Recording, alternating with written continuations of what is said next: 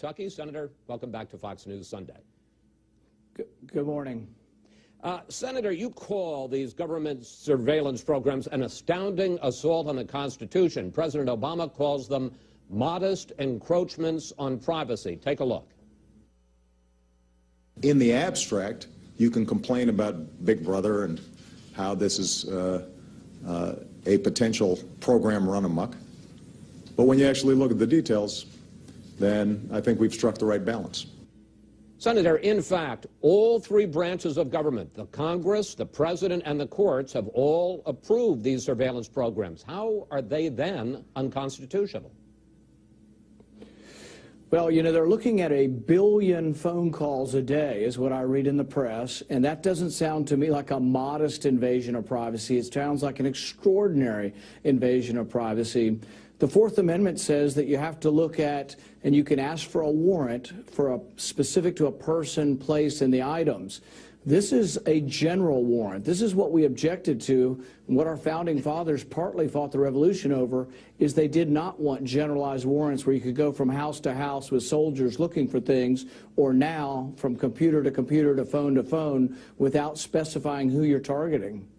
Well, let's look at the effects of the Internet surveillance program as opposed to the phone surveillance program. In 2009, we were able, the NSA was able to intercept emails between an al-Qaeda bomb maker in Pakistan, Rashid Rauf, and a man in Denver, Najibullah Zazi. As a result, they were able to stop Zazi from putting backpacks with bombs on the New York City subway system. The program, according to the government, targets foreigners on foreign soil. You would stop that?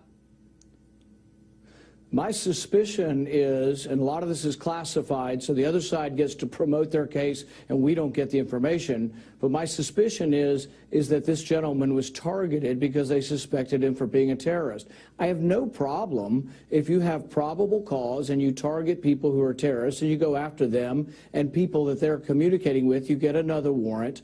But we're talking about trolling through billions of phone records. We're not talking about going after a terrorist. I'm all for that.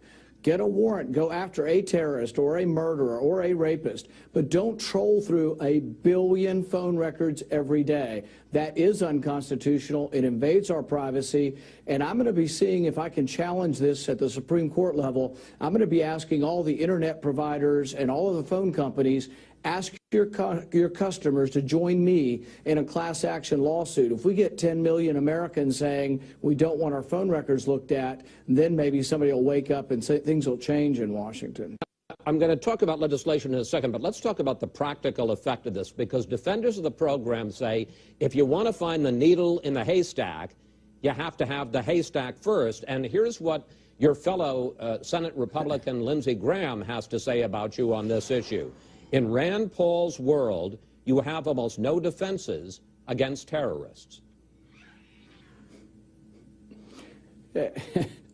I would say that's an unfair characterization. I want to go after terrorists as much as anyone. For example, we are looking through so much data that I think it makes our fight against terrorism worse. The Tsarnaev boy, one of the Boston Marathon bombers, we didn't know that he went back to Chechnya because we're not doing enough targeted analysis. We have billions of phone calls, and we can't even possibly look at all the data. You know, we have millions of audio tape hours of people, and we can't go through it. They haven't gone through 25% of the audio they have. They're overwhelmed in data, so I think it's just bad police work.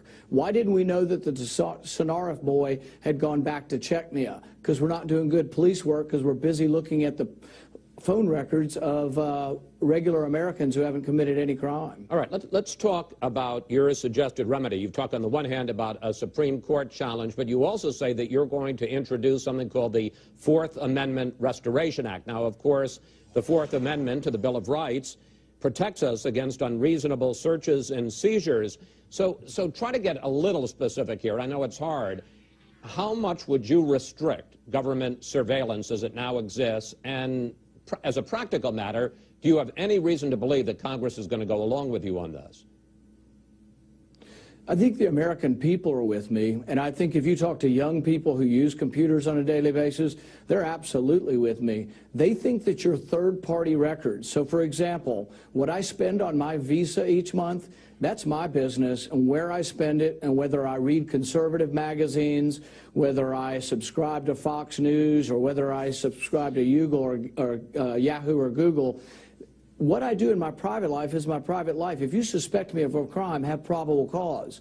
Over the last 30 or 40 years, we've said once you give your records to your bank or your Visa company, that they're no longer private. I disagree vehemently with that. That is a course we have to reverse, because so much of our life now is digitalized that we have to protect it from a snooping government. We've now got a government that appears to target people based on their political beliefs, so I don't want my phone records being given to an administration that I can't trust. All of this, well, let's pick up on that, because all of this comes at a time when President Obama is involved in scandals, or his administration is, the IRS targeting conservatives, the Department of Justice snooping on reporters. Do you see a pattern? Do you see a connection between the scandals and these government surveillance programs? Yes, because I think it really makes people distrust their government even more when they're seeing the IRS being used to go after political opponents. But this much power is too much power to give any government. I don't care whether it's a Republican government or a Democrat government. I don't want that much power in the hands of a president, and I think it's very, very worrisome. And I think if the young people around this country wake up and say, enough's enough, we don't want them looking at our phone records, I think we could reverse this. When we went after the SOPA and PIPA legislation that we thought was going to invade the due process of the Internet, people by the millions came out. If we can have that again, people by the millions coming out and saying, look, I want to be part of a class action suit that says to the government, let's hear this at the Supreme Court level. Are you allowed to look at my phone records even though there's no probable cause that I'm related to a crime? I think we'll put an end to this